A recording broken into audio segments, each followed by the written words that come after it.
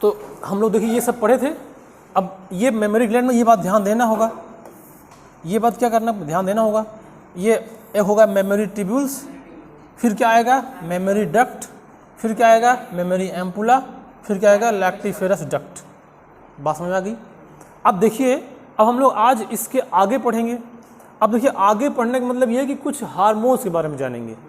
जो पहले क्या था, पहले मेल रिप्रोडक्टिव पार्ट का जो मेन ऑर्गन था टेस्टिस था, उससे हार्मोन्स रिलीज होगा, थोड़ा उसके बारे में जानेंगे। फिर क्या होगा ओवरी से कुछ हार्मोन्स निकलेंगे, उसके बारे में जानेंगे। तो ये हार्मोनल जो हार्मोन जो होते हैं, ये हार्मोन्स कौन कौन से होते हैं, इनका क्या काम होता है और कहाँ से रिलीज होते हैं, ये बात समझना है। देखिए तो पहला है हार्मोन्स ऑफ टेस्टिस। अब देखिए ये टेस्टिस में जो हार्मोन्स होते हैं, ये एक होती है लीडिंग सेल, याद आ रहा है, जो leading secret group of steroid hormones. जो ये सेल्स ऑफ लीडिंग थी, यही स्टेरॉयड हार्मोन्स रिलीज करेगी। और ये जो स्टेरॉयड हार्मोन्स होते हैं इसको लोग बोलते हैं एंड्रोजन्स या मैस्कुलाइजिंग हार्मोन्स, या इसी को मेल हार्मोन्स बोलते हैं, या बोल सकते हैं एंड्रोजन्स या मैस्कुलाइजिंग हार्मोन्स या हार्मोन्स ये मेल हार्मोन्स। ये तीन नाम से इसको जानते हैं हम लोग, ठीक है।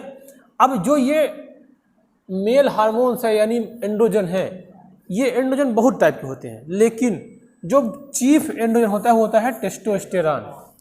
तो टेस्टिस से मेन जो मेल हार्मोन्स रिलीज होता है वो होता है टेस्टोस्टेरॉन। बात समझ आ गई। अब ये टेस्टोस्टेरॉन ये चीफ एंड्रोजन है, जो ये वाला है ये चीफ एंड्रोजन हार्मोन्स है, ठीक है। अब इसमें देखिए इसके सीक्रेट होने से क्या क्या चीज़ होगा, इसका क्या ये क्या करेगा, क्या इसका फंक्शन होगा। देखिए एक तो क्या रहेगा, ये प्रॉपर डेवलपमेंट ऑफ जेनेटेलिया, यानी जेनेटेलिया मतलब मेल जेनेटेलिया। बात समझ आ गई। और दोबारा क्या होगा, stimulate the growth and development of germinal cell. जैसे हमने कहा था कि जब कोई भी ऑर्गेनिज्म होता है तो उसके दो टाइप के सेल होते हैं, एक होता है जर्म सेल, एक होता है सोमैटिक सेल। तो जर्म सेल रिप्रोडक्शन में हेल्प करते हैं, जो गैमेट बनाने में, और जो सोमैटिक सेल होते हैं उसको ग्रोथ करने में करते हैं। जैसे ये हाथ पैर ये सब नॉर्मल सेल जो होती है सोमैटिक सेल होती है। और उसके बाद जो रिप्रोडक्शन में हेल्प करेगी, गैमेट का फंक्शन करवाएगी, वो सब किस में आती हैं, वो जर्म सेल में आती हैं। तो जर्म सेल को ग्रोथ कराएगा, है ना। अब उसके बाद क्या करेगा, to cause the proper development of secondary sexual character, है ना। जब एज ऑफ प्यूबर्टी आ जाती है तो उसके बाद सेक्सुअल कैरेक्टर डेवलप होना शुरू होते हैं, रिप्रोडक्टिव जो सेक्स कैरेक्टर है वो डेवलप होना शुरू होते हैं। तो उसे बोलता है सेकेंडरी सेक्सुअल कैरेक्टर बोला जाता है उसको। बस में आ गई। अब देखिए उसमें क्या होना कि बियर्ड और ये मुस्टैक मतलब दाढ़ी मूछ का आना, है ना। एग्रेसिव नेचर, मेल में एग्रेसिव नेचर ही हो जाता है, बच्चे थोड़ा सा एग्रेसिव हो जाते हैं, है ना। लेकिन ऐसा होना नहीं चाहिए क्योंकि ये अच्छी बात नहीं है। और strong built of the shoulder, है ना, शोल्डर्स बॉडी, ये सब क्या होते हैं, थोड़ा स्ट्रांग होने लगते हैं। मैसिव वॉइस, आवाज़ थोड़ा सा ना भारी होने लगती है, हाँ, क्योंकि जो बच्चे छोटे रहते हैं, चाहे लड़का हो लड़की, उसकी आवाज़ लगभग मिलती रहती है, मतलब वो कोई डिफ्रेंशिएट नहीं हो पाता है। लेकिन एज आने के बाद लड़की की आवाज़ अलग हो जाती है, लड़का की आवाज़ अलग होती है, लोग आसानी से पहचान लेते हैं। तो यही रीजन है इसका। तो इसका कौन सा जिम्मेदार है, टेस्टोस्टेरॉन।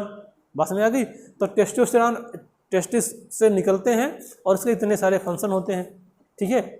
और अब यहाँ पे देखिए दूसरा है हार्मोन्स ऑफ ओवरी। ओवरी से भी ऐसे ही हार्मोन्स निकलेगा। तो ओवरी से देखिए यहाँ पे कितने हार्मोन्स निकलते हैं, एक तो होता है एस्ट्रोजन, प्रोजेस्टिन और रिलैक्सिन। ये तीन हार्मोन्स हैं जो कि रिलीज होते हैं ओवरी से। अब ओवरी के किस पार्ट से रिलीज होते हैं बात करेंगे थोड़ा सा। अब देखिए एस्ट्रोजन, यहाँ एस्ट्रोजन है, ये वाला जो एस्ट्रोजन है, ये दोनों ना स्टेरॉयड होते हैं। ये इम्पॉर्टेंट भी है, इसको समझना है ज़्यादा। एग्जाम में कहीं पूछा कि एस्ट्रोजन प्रोजेस्टेरॉन ये स्टेरॉयड होते हैं, और जो रिलैक्सिन होता है ये प्रोटीनेशियस होता है। बात समझ आ गई। अब देखिए जो एस्ट्रोजन है ये सिक्रेटेड बाय द ये ग्राफियन फॉलिकल्स है ना। ये लिखा है इंटरना ऑफ ग्राफियन फॉलिकल।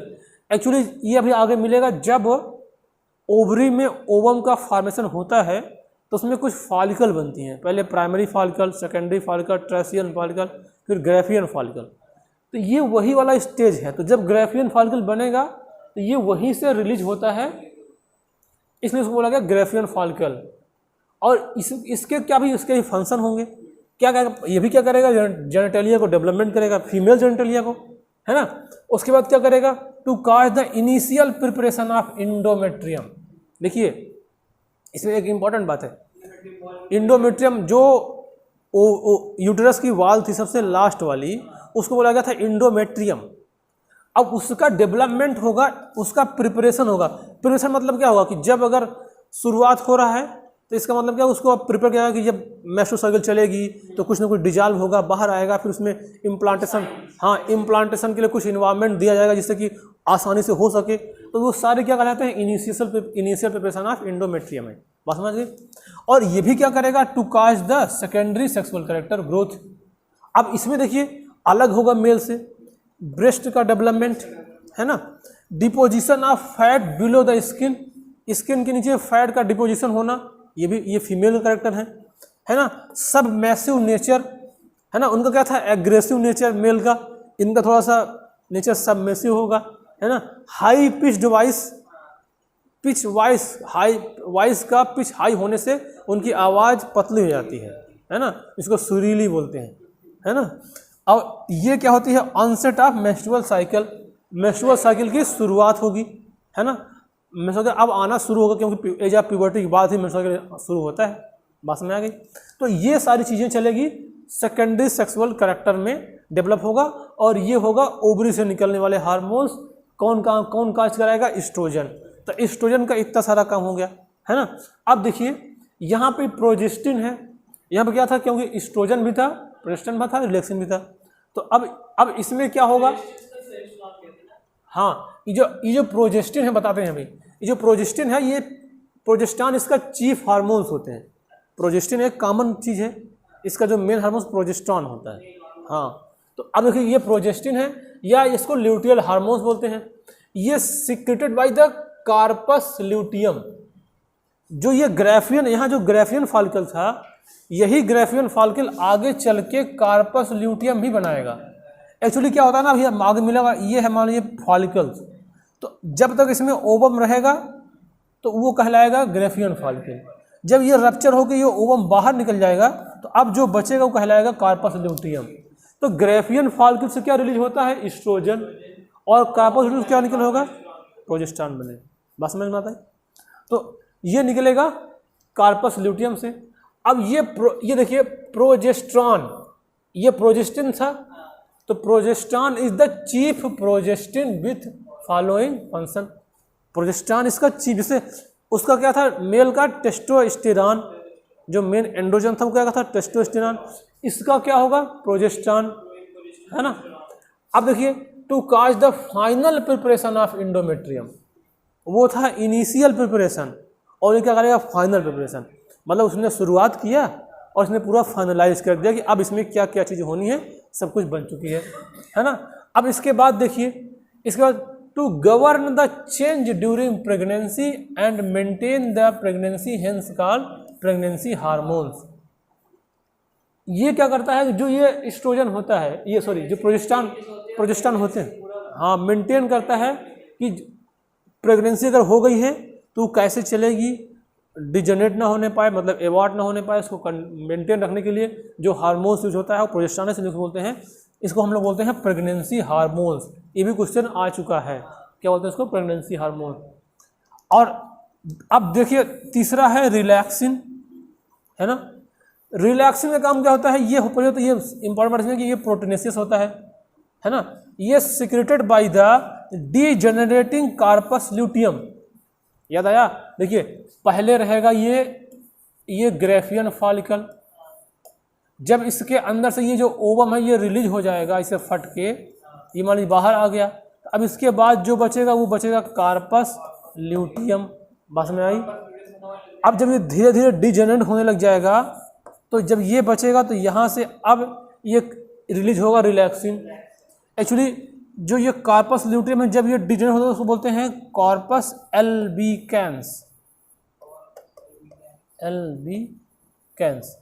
तो पहले Graafian follicle, corpus luteum, corpus albicans, है ना, ये वर्ड इसको बोलते हैं। तो जब डिजेनरेट होगा तो यानी कार्पस एल्बिकेंस से निकलता है रिलैक्सिन, बस नहीं, ये जब रिलैक्सिन निकलेगा तो ये क्या करता है, relaxes the pubic symphysis for the delivery of baby.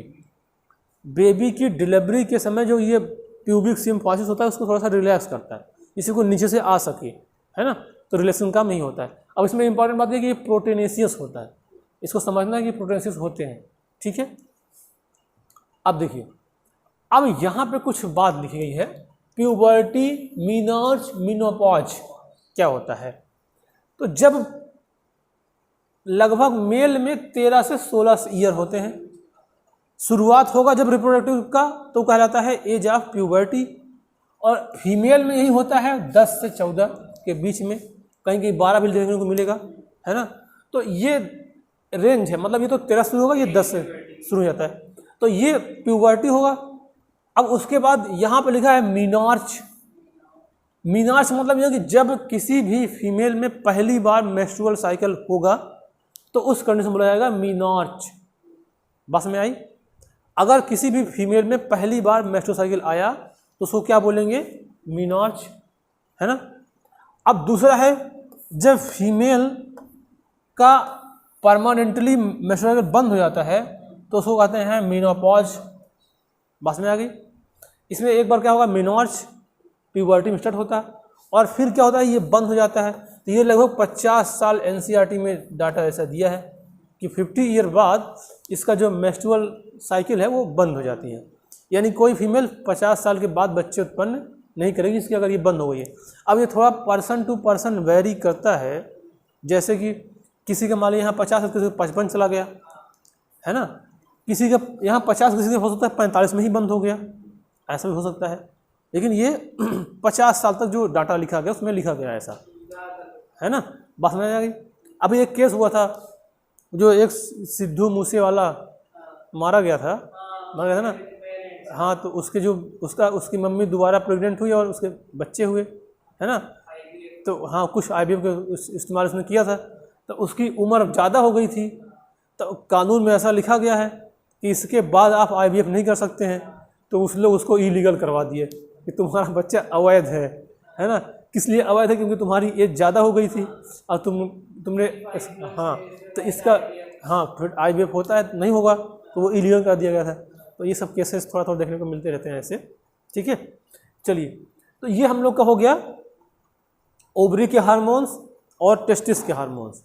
अब देखिए दूसरा ये हुआ, अब आगे थोड़ा सा पढ़ते हैं, ये ग्लैंड प्लासेंटा बनेगा, या अभी बाद में कैसे बनेगा वो बात मिलेगा, हम लोग समझेंगे।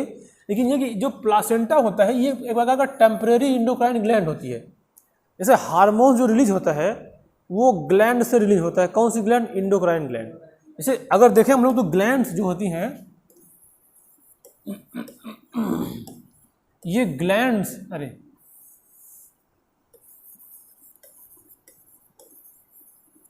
ये ग्लैंड्स दो टाइप की होती हैं, दो क्या, अभी एक और मिलेगी, पहले देखिए, एक होती है एक्सोक्राइन ग्लैंड, मालूम है नहीं, और दूसरी होती है इंडोक्राइन ग्लैंड, और एक और बनाई गई है, बोलते हैं उसको मिक्स्ड ग्लैंड, ठीक है। जो एक्सोक्राइन ग्लैंड है इससे रिलीज होता है क्या, एंजाइम, और जो इंडोक्राइन ग्लैंड है इससे रिलीज होता है हार्मोन्स, और जो ये मिक्स्ड ग्लैंड है इससे बोथ एंजाइम एंड हार्मोन्स। बात में आ गई, हम लोग उसको पढ़ेंगे इंडोक्राइन ग्लैंड में।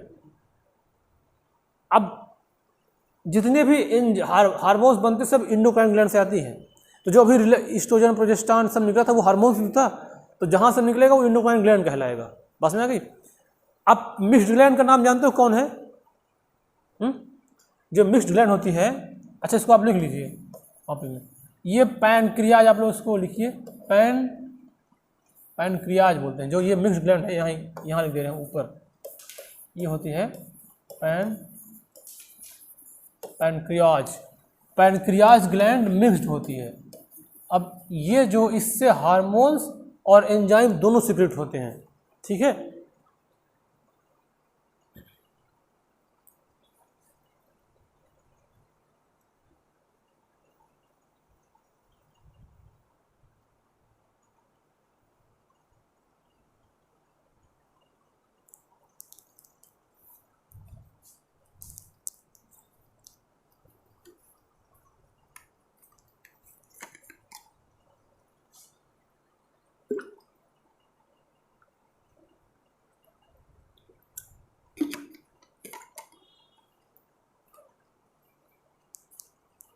हो गया, ठीक है। तो ये वही बात बताना चाह रहा था, ये ग्लैंड्स जो थे, तो प्लासेंटा जो होता है एक टेम्परेरी इंडोक्राइन ग्लैंड है, मतलब हमेशा नहीं रहेगी। जब बेबी की डिलीवरी हो, मतलब प्रेगनेंसी होगी, तो उस समय प्लासेंटा बनता है, तो उसी समय प्लासेंटा से भी ये हार्मोन्स रिलीज होते हैं। एक होता है एस्ट्रोजन, एक होता है प्रोजेस्टेरॉन और रिलैक्सिन, और एक होता है ह्यूमन प्लासेंटल लैक्टोजन, इसको शॉर्ट फॉर्म में HPL बोलते हैं। और दूसरा होता है ह्यूमन कोरियोनिक गोनाडोट्रोपिन हार्मोन्स, इसको शॉर्ट फॉर्म में HCG बोलते हैं। बस में आ गई। देखिए ये तीनों हार्मोन्स उस समय ओवरी से भी रिलीज हो रहे थे। ओवरी कहाँ से? ये ग्रेफियन फॉलिकल से, ये कार्पस ल्यूटियम से, और ये कार्पस एल्बिकेंस, जिस ब्रिजेटिंग कार्पस ल्यूटियम से। और ये हार्मोन्स, ये जो प्लासेंटा से रिलीज होगा, उसके पहले भी ये जो HCG है, ये हार्मोन्स रिलीज होगा। अभी जब पढ़ेंगे हम लोग एम्ब्रियोनिक डेवलपमेंट में, तो उसमें एक मिलेगा हम लोग को ट्रोफोब्लास्ट सेल, एक मिलेगा जब एम्ब्रियोनिक डेवलपमेंट होता है तो ट्रोफोब्लास्ट सेल मिलेगा। तो ये ट्रोफोब्लास्ट सेल से भी HCG निकलता है ना। तो ये टेम्पररी इंडोक्राइन ग्लैंड क्यों कराते? क्योंकि जब तक प्रेगनेंसी रहेगी तब तक ग्लैंड रहेगी, जब प्रेगनेंसी हुई तो ग्लैंड खत्म। बात समझ आ गई?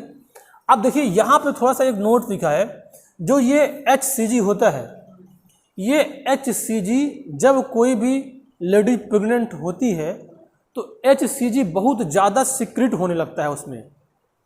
अब वो कहाँ से सीक्रेट होगा? जब देखिए एक्चुअली जब ये जाइगोट बनता है ना, तो ऐसे देखिए यहाँ पे मान लीजिए जाइगोट बना, ये क्या होगा? जाइगोट। और ये जाइगोट आगे चल के जब डेवलप होगा तो ये कुछ ऐसे डेवलप होता है, ऐसे साइड में, अभी आगे हम पढ़ेंगे दोबारा बताएंगे इसको। ऐसे कोने चारों तरफ इकट्ठा हो जाएगा एक सेल, और बीच में यहाँ पे साइड में यहाँ पे कुछ दूसरा टाइप बन जाएगा सेल, ऐसे, ठीक है। तो इसको हम लोग बोलेंगे ट्रोफोब्लास्ट, और ये बोलते हैं, इसको बोलते हैं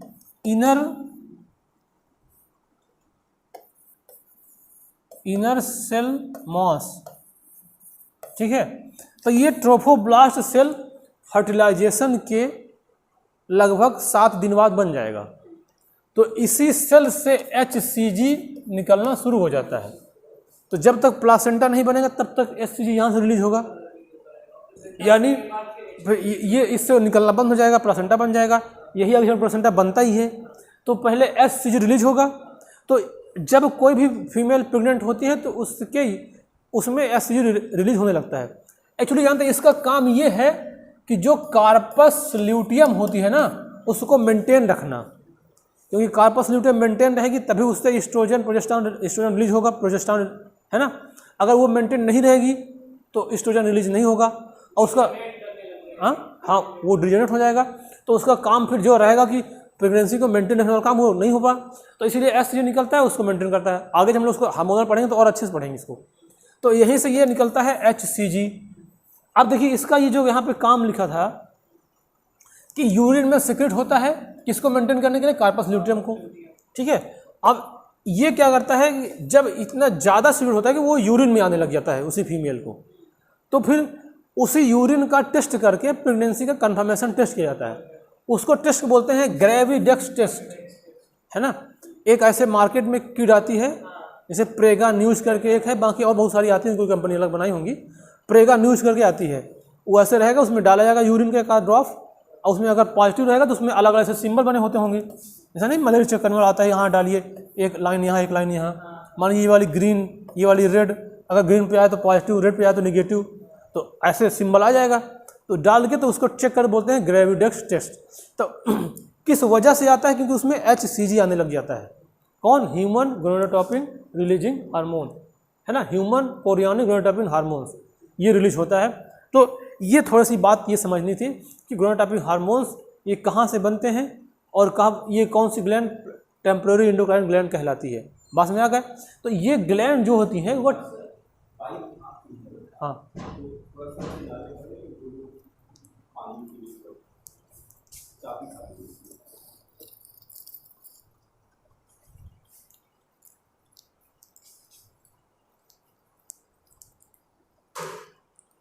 ठीक है। तो ये HCG जब सेक्रेट होगा तो क्या बनेगा? उसको क्या बोलेंगे? ग्रेविडेक्स टेस्ट।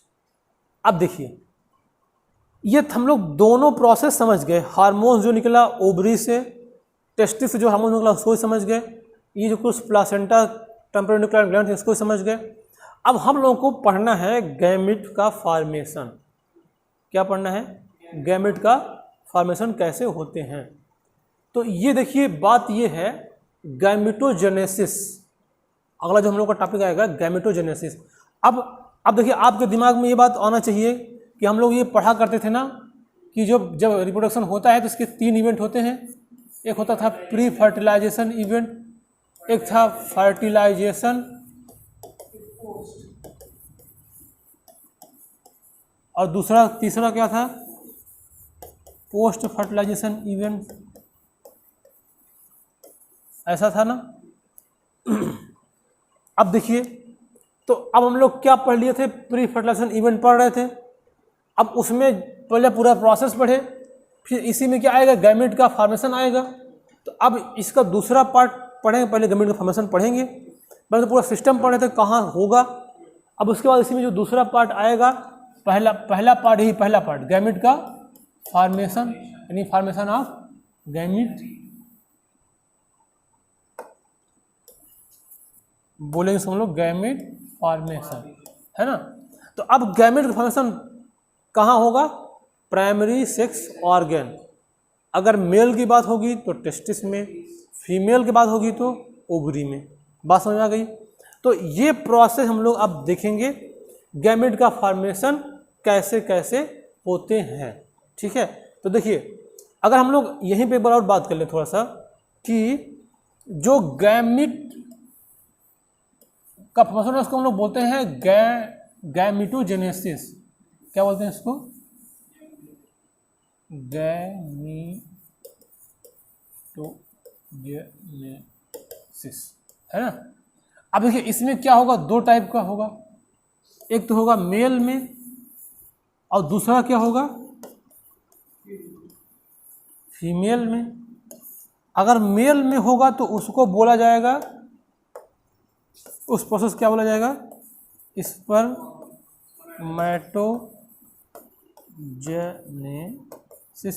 अगर फीमेल में होगा तो उसको बोला जाएगा oogenesis। बस समझ आ गई? ये हो गया फीमेल का और ये हो गया मेल का। तो हम लोग को दोनों का पढ़ना है, तो दोनों गैमेट फॉर्मेशन पढ़ेंगे। तो पहले पढ़ेंगे स्पर्मेटोजेनेसिस का प्रोसेस कैसे होती है, उसके बाद क्या पढ़ेंगे? oogenesis कैसे होता है। देखिए, इस तरह से हम लोग प्लांट में भी पढ़े थे ना। जब प्लांट पढ़े थे तो प्लांट के मेल गैमेट को क्या बोला गया था? प्लांट के मेल गैमेट को क्या बोला गया था? पॉलन ग्रेन या पॉलन, या उसको बनने को बोला माइक्रोस्पोरोजेनेसिस, क्योंकि वो माइक्रोस्पोर था। और ये बात हम बोले थे कि गैमेटोजेनेसिस वर्ड जो होगा ये कॉमन होगा, लेकिन मेल अलग अलग पर्सन में वेरी करेगा, मतलब अलग अलग ऑर्गेनिज्म में, कि प्लांट में क्या बोलेंगे। क्योंकि प्लांट में यहाँ क्या हुआ था? माइक्रोस्पोरोजेनेसिस। यहाँ ह्यूमन वर्ड क्या हो गया? स्पर्मेटोजेनेसिस।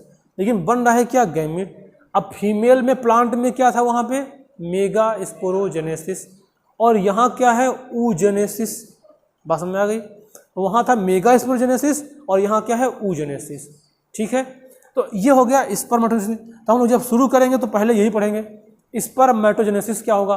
देखिए यहाँ पे ये बात लिखा है, the process by which formation of gamete यानी स्पर्म या ovum in primary sex organ testis and ovary. अब उसको हम लोग बोलते हैं गैमेटोजेनेसिस। अब ये दो टाइप का होता है, एक हो गया स्पर्मेटोजेनेसिस, एक हो गया oogenesis। अब पहला आएगा स्पर्मेटोजेनेसिस, है ना। स्पर्मेटोजेनेसिस मतलब था formation of sperm from primordial germ cell is called spermatogenesis. अब ये इंक्लूड फॉलोइंग इस स्टेप होते हैं, स्टेप एंड सब स्टेप में ही बनते हैं। तो आज हम लोग यही समझेंगे कि स्पर्मेटोजेनेसिस में कैसी प्रोसेस चलती है और ये स्पर्म कैसे बनते हैं। अब देखिए जब ये बनेगा तो पक्का इसमें कहीं ना कहीं मियोसिस होगा ना, तभी गैमेट बनेगा, है ना। तो अब देखिए एक डायग्राम एनसीईआरटी में जो है,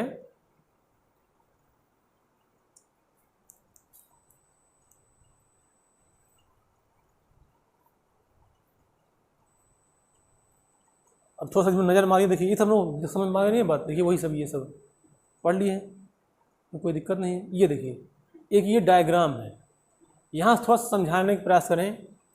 एक्चुअली ये जो दिखाई दे रहा है ना, पहले ये समझना है, हमको ये समझना है कि जो ये स्पर्मेटोजेनेसिस की प्रोसेस होती है ये कहाँ होती है? ये होती है सेमनीफेरस ट्यूब्यूल्स में होती है ना।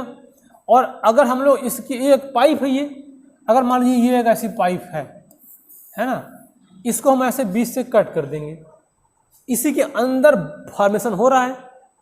अगर इसका जैसे ये पाइप इसका टीएस काटेंगे तो ये कुछ ऐसा स्ट्रक्चर दिखाई देगा। अब इसके अंदर स्पर्म का फॉर्मेशन होना है, तो इसका हम लोग स्ट्रक्चर डिटेल में पढ़े थे, जब टेस्टिस पढ़े थे तो सेमीफेरस उसको काट के दिखाया गया था, है ना। तो ये कुछ ऐसा था, ये वाला डायग्राम था, देखिए ये वाला डायग्राम, ये वाला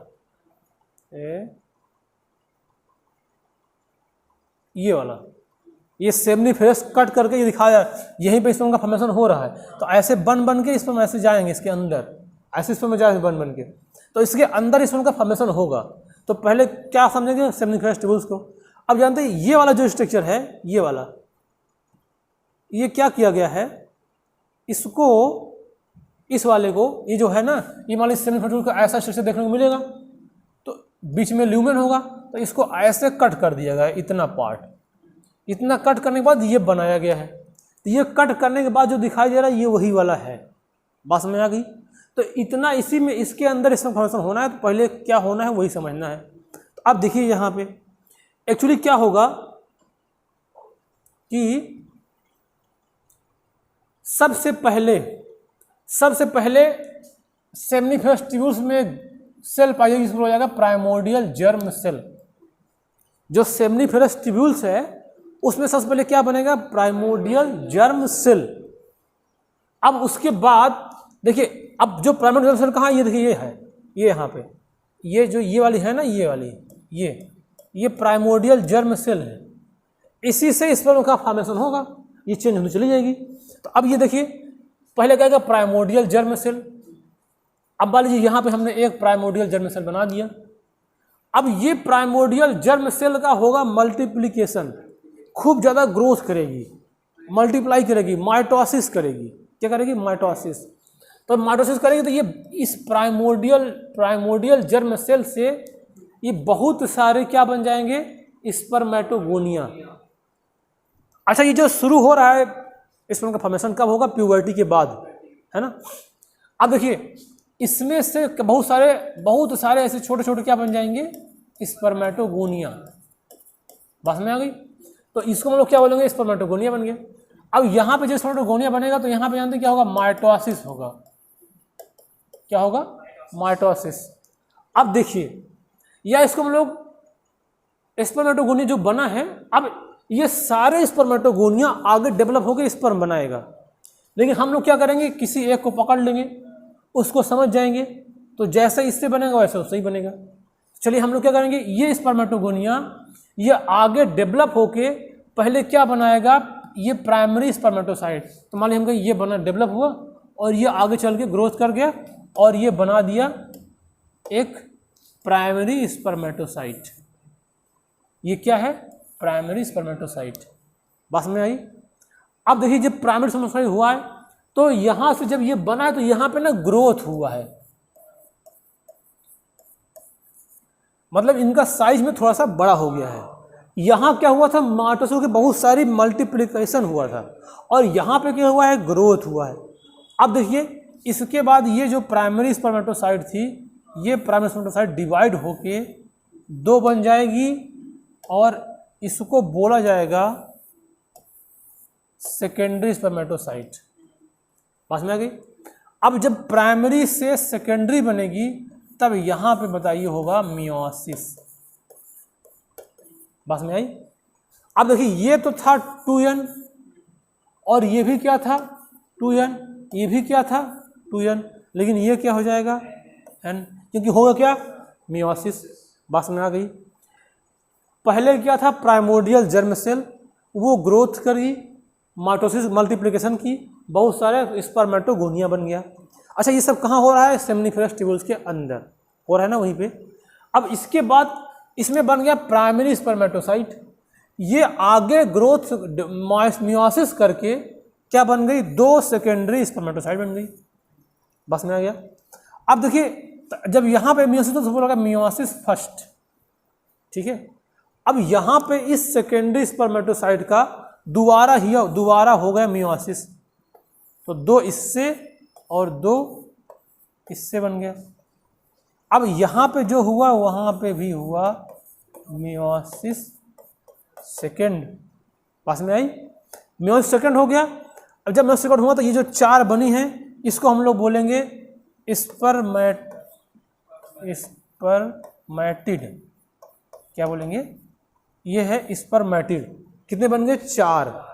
अब यही 4 स्पर्मेटिड आगे ग्रोथ करके डेवलप करके 1 स्पर्म, 2 स्पर्म, 3 स्पर्म और 4 स्पर्म, ये 4 जो बनेंगे ये कहलाएगा स्पर्म, या इसी को दूसरा नाम बोलते हैं स्पर्मेटोजोवा। बस में आ गई। तो मियोसिस देखिए 2 बार हुआ, मियोसिस फर्स्ट में, प्राइमरी से सेकेंडरी। अच्छा ये दिमाग मत आएगा यहाँ पे एक मियोसिस हुआ तो आधा हो गया, तो अब दोबारा होगा तो इसका आधा हो जाएगा, ऐसा नहीं होता है। ये n है तो ये n ही रहेगा, है ना। पता लगा कि बच्चे बोलते नहीं मियोसिस में आधा होता तो n हो गया तो इसको n/2 कर दें, ऐसा नहीं होगा। बस में आई। हाँ ये भी n रहेगा, अब ये सब n रहेंगे। बस मियोसिस सेकेंड इसलिए होगा क्योंकि उसको 4 बनाना है। बस में आ गई। तो अगर अब यहाँ पे देखा जाए तो यहाँ से लेके यहाँ तक की जो स्टेप हुआ था, ध्यान दीजिए, इसको बोलते हैं मल्टीप्लिकेशन बोला गया था, क्योंकि यहाँ देखिए एक से बहुत सारा बना था, उसको हम लोग बोलते हैं मल्टीप्लिकेशन फेज, जिसमें होता था माइटोसिस। और उसके बाद जो स्पर्मेटोगोनिया से लेके प्राइमरी स्पर्मेटोसाइट बनाए वो ग्रोथ फेज था, उसका साइज बढ़ा था। और उसके बाद जब ये प्राइमरी से लेके स्पर्मेटिड तक बना है, इसको बोला गया था मैच्योरेशन फेज। ये बस अब मैच्योर हो रहे हैं यहाँ तक, ठीक है। अब यहाँ से लेके यहाँ तक की प्रोसेस बोला जाता है स्पर्मेटिड का फॉर्मेशन। बस में आ गई। ये पूरा स्टेप जो है, ये वाला मतलब ये वाला यहाँ तक, तो यहाँ तक बनने को क्या बोलते हैं, फॉर्मेशन ऑफ स्पर्मेटिड। हाँ जैसे ये क्या था, मल्टीप्लिकेशन हो गया, और ये वाला क्या ग्रोथ फेज हो गया, और ये यहाँ से लेकर यहाँ तक मैच्योरेशन फेज हो गया। अब ये सब मिला दिए, मानी देखिए ये वाला भी, इसको बोलते हैं स्पर्मेटिड का फॉर्मेशन, ठीक है। अब यहाँ पे एक बात और है थोड़ा सा, ये पूरी प्रोसेस कहलाती है स्पर्मेटोजेनेसिस, ठीक है। लेकिन जब स्पर्मेटिड से स्पर्म बनता है तो उसको बोला जाता है स्पर्मियोजेनेसिस। ये बात भी बहुत इंपॉर्टेंट है।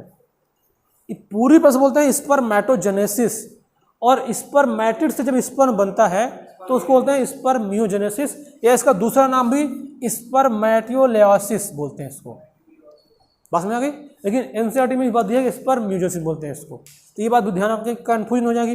पूछ लिया स्पर्मियोजेनेसिस क्या, तो बोल रहे हैं फॉर्मेशन ऑफ स्पर्म फ्रॉम स्पर्मेटो, इससे प्राइमरी जर्म सेल से, तो ऐसा नहीं, गलत हो जाएगा। ये स्पर्मेटोजेनेसिस कहलाता है। स्पर्मेटोगोनिया से स्पर्म बनना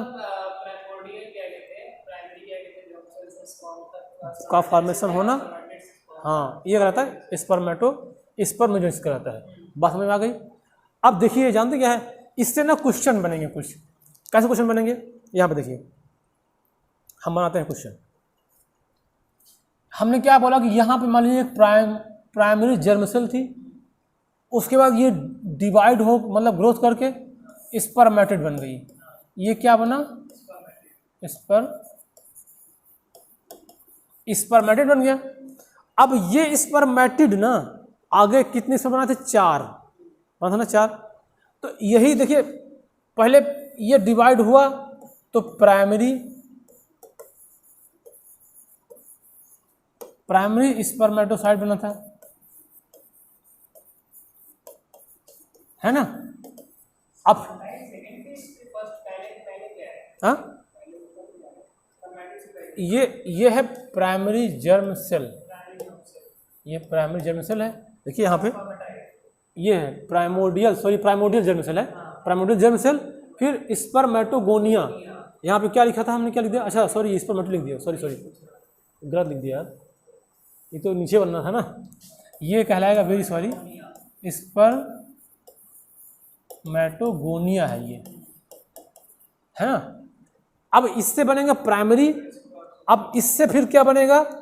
सेकेंडरी, है ना, सेकेंडरी स्पर्मेटोसाइट, तब बनेगा स्पर्मेटिड। ये ऊपर लिखना चाहिए, नीचे लिखना चाहिए, स्पर्मेटिड, है ना। देखिए ये है प्राइमरी स्पर्मेटोसाइट, मान लीजिए ये एक है, मान लीजिए, तो इससे जब ये बनेगा तो ये भी एक रहेगा। अब ये प्राइमरी डिवाइड होके 2 बन गया था, और ये डिवाइड होके 4 बन गए थे, है ना। तो देखिए ये है आपका प्राइमरी, ये है आपका सेकेंडरी, और ये है स्पर्मेटिड। आप अगर पूछा जाए कि हाँ, देखिए एक स्पर्मेटोगोनिया से कितने स्पर्मेटिड बनेगा? 4। अगर पूछेगा एक स्पर्मेटोगोनिया से कितने प्राइमरी स्पर्मेटोसाइट बनेगा? 1। एक प्राइमरी स्पर्मेटोसाइट से कितने सेकेंडरी बनेगा? 2, है ना। अब एक सेकेंडरी से कितने स्पर्मेटिड बनेगा? 2। तो देखिए ये एक से कितने बना है? 2। ऐसे क्वेश्चन पूछता है तो कंफ्यूजन ना हो जाएगी। एक प्राइमरी स्पर्मेटोसाइट से 4 स्पर्मेटिड बनेगा, यानी लेकिन एक प्राइमरी स्पर्मेटोसाइट से 2 सेकेंडरी स्पर्मेटोसाइट बनेगा, और एक सेकेंडरी स्पर्मेटोसाइट से 2 स्पर्मेटिड बनेगा। ये क्वेश्चन से पूछता है तो कंफ्यूजन ना होने पाए, इसलिए इसको मैंने बता दिया। अब इसमें 2 बार मियोसिस होगा, एक बार यहाँ और एक बार यहाँ। ये क्या करेगा? मियोसिस फर्स्ट, ये करेगा मियोसिस सेकेंड। समझ बात आ गई? तो ये ऐसा बात हुआ। अब देखिए हम लोग आगे चलते हैं। ये वही वाला डायग्राम दिखाया गया है जो इंसिडेंट बना था। ये देखिए यहाँ पे ये प्राइमोर्डियल जर्म सेल था, ये वाले। फिर क्या बना? स्पर्मेटोगोनिया बना। फिर क्या बना? स्पर्मेटोसाइट बना। फिर प्राइमरी व सेकेंडरी बना, फिर स्पर्मेटिड बना, फिर ये स्पर्मेटोजोआ बन गए। तो ये ऐसे बनते जा रहे हैं, ऊपर निकलते जा रहे हैं। तो उसे कट कर दिखाया गया है। तो ये जो है ये पूरा एक सेमिनिफरस ट्यूब कट किया गया है। अब इसको ना यहाँ पे सर्टोलिस सेल होती है, ये इसको न्यूट्रिशन देने का काम करती है। बताया था उस समय कि इसमें सर्टोलिस सेल बीच में होती है, ये जब ये डेवलप होता है तो उसको न्यूट्रिशन देने का काम करती है। बात समझ आ गई? तो ये हो गया हम लोग का स्पर्मेटोजेनेसिस की प्रोसेस। स्पर्म कैसे बना, ये पूरा इसका स्टेप था, स्टेप बाय स्टेप। और ये कहाँ पे बना? ये यहाँ पे बना, है ना। और ये कुछ ऐसा दिखाई दे रहा है, इस तरह से स्ट्रक्चर। तो ये आपका जो बना ये क्या कहलाया? स्पर्मेटोजेनेसिस, है ना। अब ये बात हमेशा याद रखनी चाहिए, कौन स्टेप को क्या नाम बोलते हैं, किससे कितना बनेगा, मियोसिस कहाँ होगा, मियोसिस फर्स्ट कहाँ होगा, सेकंड कहाँ होगा, है ना, कब हैप्लॉइड हो जाएगा, कब डिप्लॉइड रहेगा, ऐसे ही बनेगा। तो अब इसमें अगर आपको कभी मान लो कोई क्वेश्चन पूछ ले, मान लो पूछ ले कि प्राइमरी स्पर्मेटोसाइट हैप्लॉइड होगी डिप्लॉइड? स्पर्मेटोसाइट हैप्लॉइड होगी डिप्लॉइड होगी? हाँ डिप्लॉइड होगी, क्योंकि अभी मियोसिस नहीं हुआ है। इसमें मियोसिस होगा तब हैप्लॉइड हो जाएगी। बात समझ आ रही है ना। तो ये बात हो गया। अब देखिए ये वाला स्ट्रक्चर हो गया।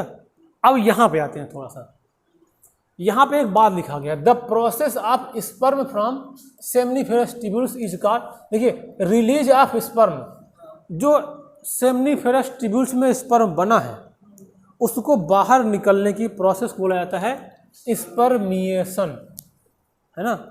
अभी देखिए बहुत सारे वर्ड आएगा, कन्फ्यूजन होगा। सेमनीफेरस ट्यूब्यूल से स्पर्म को बाहर निकलना कहलाता है स्पर्मिएशन, और पूरी टेस्टिस से बाहर निकलना उसको बोलते हैं सेमिनेशन। क्योंकि पहले सेमनीफेरस ट्यूब्यूल से फिर वो टेस्टिस बनेगा, फिर उससे बाहर आएगा, तो उससे बाहर निकलना सेमिनेशन कहलाता है। और सेमनीफेरस ट्यूब्यूल से बाहर निकलना क्या कहलाता है? स्पर्मिएशन कहलाता है। और स्पर्मेटिड से स्पर्म बनना स्पर्मियोजेनेसिस कहलाता है ना। और इस प्राइमरी स्पर्मेटोसाइट से प्राइमोडियल जर्म सेल से स्पर्म बनना स्पर्मेटो कहलाता है। तो ये बात कन्फ्यूजन ना हो ना, याद रहना चाहिए बात हमेशा, क्योंकि कन्फ्यूजिंग पॉइंट है इसमें।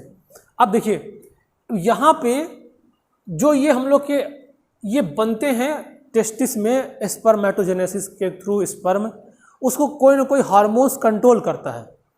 और वो कौन करेगा? वही हमारा जो लीडिंग सेल से हार्मोन्स जो निकला था हार्मोन्स LH एंड्रोजन करता है। उसके पहले एक ग्लैंड होती है जिसको बोलते हैं GnRH, गोनाडोट्रोपिन रिलीजिंग हार्मोन्स। ये एक हार्मोन्स होता है, ये एंटीरियर पिट्यूटरी से रिलीज निकलता है। क्योंकि देखिए हमारे बॉडी में जितना भी कंट्रोल होता है सारा कंट्रोल ब्रेन से होता है, और इसी में होता है पाई जाता है पिट्यूटरी ग्लैंड। ये पिट्यूटरी ग्लैंड जो होती हैं, ये ग्लैंड से दो हार्मोन्स निकलते हैं, एक होता है LH और एक होता है FSH। इसको बोलते हैं ल्यूटिनाइजिंग हार्मोन्स, इसको बोलते हैं फॉलिकुलर स्टिमुलेटिंग हार्मोन। तो जब एज ऑफ प्यूबर्टी आएगा तो जब ये बनना होगा तो ये पहले ये इसको एंटीरियर पिट्यूटरी इन दोनों को स्टिमुलेट कर देगा कि चलो तुम अब आगे अपना प्रोसेस काम करो। तो ये जब LH निकलेगा तो LH क्या करेगा? लीडिंग सेल को स्टिमुलेट करेगा। लीडिंग सेल कहाँ थी? सेमनीफेरस ट्यूब्यूल्स में। अब वो जब होगा तो ये एंड्रोजन को स्टिमुलेट कर देगा। जब ये एंड्रोजन स्टिमुलेट होगा तो ये क्या करने लग जाएगा? Stimulate the spermatogenesis. स्पर्मेटोजेनेसिस बनने की प्रोसेस को आगे प्रोसीड करेगा। बस में आ गई। तब स्पर्मेटोजेनेसिस शुरू हो जाएगा। और इधर जो FSH था ये इधर सर्टोली सेल को स्टिमुलेट कर देगा। इसका काम क्या था? न्यूट्रिशन देना। तो जब ये स्टिमुलेट होगा तो कुछ ऐसे फैक्टर रिलीज होंगे जो कि स्पर्मियोजेनेसिस, कहाँ था? स्पर्मेटिड से स्पर्म का बनना। पहले तो ये स्पर्मेटोजेनेसिस को शुरुआत कर देगा, और फिर जब स्पर्मेटिड बन जाएगा तो अब उसको स्पर्म में कन्वर्ट, अब स्पर्म में कन्वर्ट करने का काम कौन करेगा? FSH Sertoli cell. और जो कन्वर्ट हो जाएगा स्पर्मियोजेनेसिस बोल रहे हैं, जिसमें बन जाएगा स्पर्मेटोजोआ या स्पर्म। बात समझ में आ गई? तो ये इसके हार्मोनल प्रोसेस है, ये ऐसे इसके हार्मोन को कंट्रोल करेगा। अब देखिए इसमें वही सब बात लिखा है। ये सर्टोली सेल के थोड़ा सा ये क्या करता है? तो क्या करता है? ये FSH को रिसीव करता है, क्योंकि देखिए यहाँ पे क्या था? ये था FSH, उसको रिसीव करेगा, फिर आगे प्रोसीड होगा तो ये क्या बनेगा? By FSH। अब देखिए ये जो होता है ना, do not divide after puberty, ये प्यूबर्टी के बाद डिवाइड नहीं करता। एक इंपॉर्टेंट बात ये है, जो सर्टोली सेल है प्यूबर्टी के बाद डिवाइड नहीं करता। Provide the nutrition and developing sperm, उसको क्या देता है? न्यूट्रिशन देता है। और इनगल्फ द एक्स्ट्रा साइटोप्लाज्मिक, अगर मान लीजिए उसके आसपास कोई एक्स्ट्रा साइटोप्लाज्म आ गया तो वो आगे के हार्मफुल इफेक्ट डाल सकता है, तो उसको क्या करेगा? इंगल्फ कर देगा, खा लेगा उसको, उसको खा लेगा। अब ये सीक्रेट सर्टेन सब्सटेंस, जैसे कि जो कि उसमें उसके नीड होता है during the process of spermiogenesis, है ना, स्पर्मेटिड से स्पर्म के बनना, जो जरूरत पड़ती है उसका रिलीज करता है। तो ये सारा काम कौन करता है? सर्टोली सेल, है ना। अब हम लोग यहाँ तक पढ़ लिए हैं आज, ये जो पूरा प्रोसेस हो गया। इसके बाद से कल जो गैमिट बना, क्या बना? गैमिट स्पर्म, उसका स्ट्रक्चर पढ़ेंगे, है ना। तो आज हम लोग देखें क्या क्या पढ़ा गया पूरा। ये यहाँ से गैमेटोजेनेसिस मेन। अब गैमेटोजेनेसिस में क्या पढ़ा गया? मेन स्पर्मेटोजेनेसिस की प्रोसेस, ये कैसे होती है ना, कहाँ होती है, क्या बना, पूरी प्रोसेस पढ़ लिए। अब कल बनेंगे जो गैमेट बना, वो क्या बना? स्पर्म, उसकी कुछ हाल चाल जानेंगे, वो कैसा होता है, क्या काम होते हैं, मोटाइल होता है कि नहीं होता है। फिर पढ़ा जाएगा oogenesis, ठीक है। तो आज हम लोग यहीं तक पढ़ते हैं, फिर अगला कल पढ़ेंगे, ठीक है। ठीक।